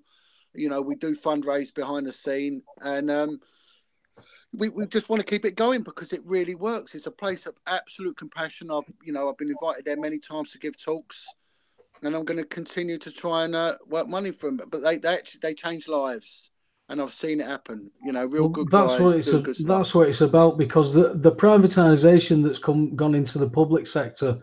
I mean, probation, that the private company that was running probation or services linked with probation has gone into liquidation. Now that has a domino effect to the entire prison system.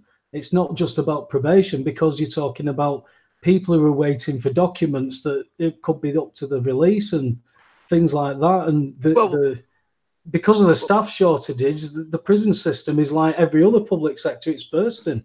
Well. The thing is, when you look at funding, when it comes to the government-run rehab, it costs them just short of £70,000 to put a person through rehab for a year. The lay community does it for 15 grand. It costs 80 grand to keep them in prison for a year. It's just mental, isn't it? And if you then work out how much money spent on legal fees, trying to prosecute the person to put them in there, and it far outweigh any expenditure they might have on extra copper, extra staff and everything else. It's definitely not aimed at causes. It's definitely aimed at treating symptoms, our system. It's always been our ways about, John. I know, it's evil, and it's about time that we changed it. And, people say, well, what are you going to do? Well, I don't know. But the one thing I'm not going to do, Webby, I'm not going to sit on my arse and do fuck all. I'm not going to do that. I'm going to do something. You've got to do what you've got to do, mate. And, I appreciate you giving some time to us tonight. And I knew it was going to be a tough night, kind of, because of, I knew you'd taken a lot of shit last year. And I thought, I didn't want you to come on and think me and Jason were just going to start barracking you. That's why you were tagged in that. So I'm glad you got a heads up to it. And yeah.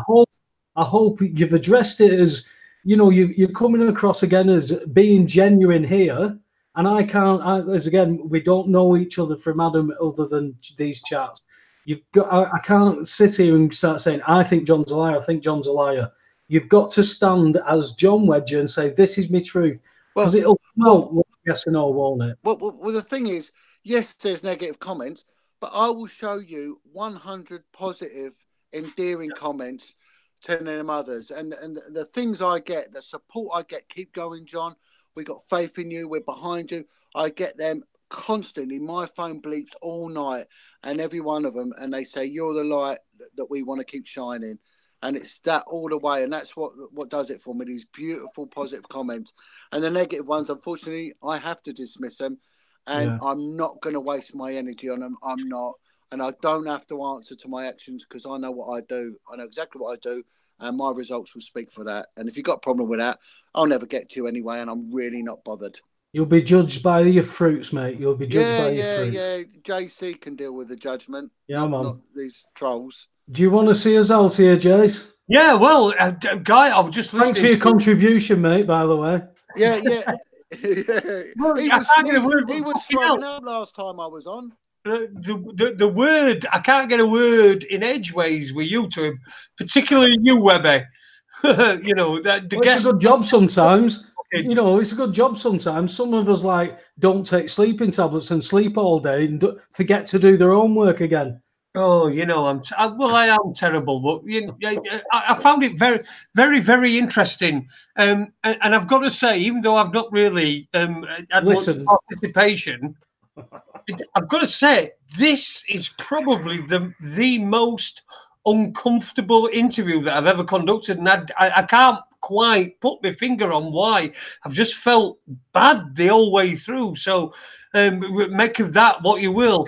Anyway, we'll be back tomorrow night. We've got Alex Thompson, another person. You'll know Alex, won't you, John? Yeah. He's a very intelligent guy. He is. Enjoy talking to him. We got Alex Thompson on tomorrow night. We've got John Durkin next week. Who we got on Tuesday next week, Webby? Lenny Harper.